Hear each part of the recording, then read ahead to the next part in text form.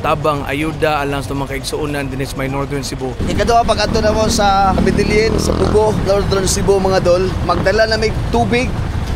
Nani kidako nga tubig, sa katangki nga tubig para sa tanan kay kinahanglanan kay ang tubig mga dol with bugas, uban pang mga grocery.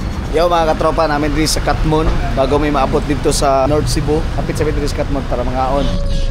Karon magtakos sa may kuan munggos. Tita!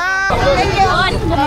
Kaon ka munggos dong. Hello mga katropa, natakaron diri.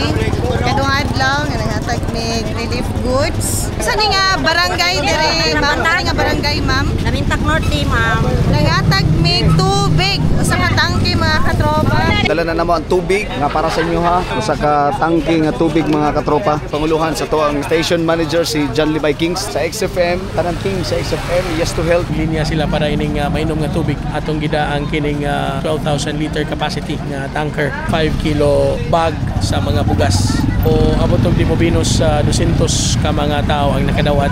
Ako pang hinaot nga katawhan dinhi sa norte mahatagan og paglaom makapanlibaw balibo gani nga matag sakyanan nga tong makita nga nagbiyahe puro gada og mga hinabang. Thank you. Thank you. Thank you. Nanami malungan. So asa mo nga to gron? Kuan diri sa Brahian, daghang mga bata tamutan kuan-uwan. Sa balay diri sa Karaan sir ba kay ang haligi na crack manggod. Andito sa Luyo nya makuyawan mi ba. Uban diri kanay ko galingong tabay. Ang kanalang isabaw ang manlubog pero ta ang ubang tabay labanan. Sigas mga tao diri So lubog yung nga tabay ron.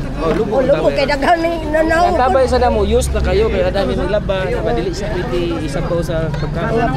Wa gimi ko andre tubig. Aman mi ka ng tabay pero lubog siya sir. Kung nanay gi-supply trapal kay kung nanay mag-uwan sir trapal ginya nay mga Dili mo bata. bay-ubay pod nga gikan dito sa ilang barangay, ilang nga sitio, suok-suok nangani sila diri para maka-avail, makakuha ani nga libreng tubig ining usa ka tanker. So mainom ni siya nga tubig dula. Karong adlaw ang ato ang ikaduhang adlaw sa paghatod no sa og laing mga tabang ayuda alang sa mga kaigsuonan din sa may Northern Cebu. Nya karon my first time nga nianhi ko ni uban ko sa kinatibuk ang team sa XFM ug sa Yes to Health atong nakita nga di gyud basta-basta ang ilang nasinati karon nga kalisod ug dakong posibilidad na medyo dugay pagyud ang ilang recovery. Mao ning pinaagi sa itong ginagmayng tabang, inubanan usab sa itong mga katropang listeners.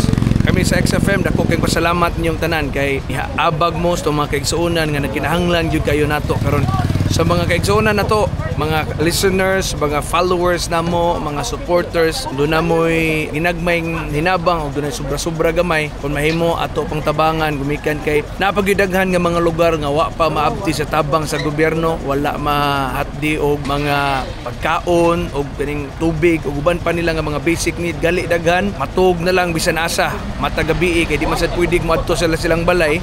Delikado pod gumikan sa baga aftershocks kanya wa pa ka recover ang ilang tagsa ka mga panimay, dili pa siya safe na puy-an mo ning kasagaran kinahanglan gyud ang mga moskitero, habol ug uban pang mga butang na makatabang sa kaigsuonan diri sa Northern Cebu, dili lang sa Bugo kundi sa mga silingan pod nga mga lungsod diri sa 4th District. Kape na tambal pa Santon Gold Coffee Mix nga adunay glutathione and collagen mapalit sa mga butika nationwide. Santon Gold Coffee Mix.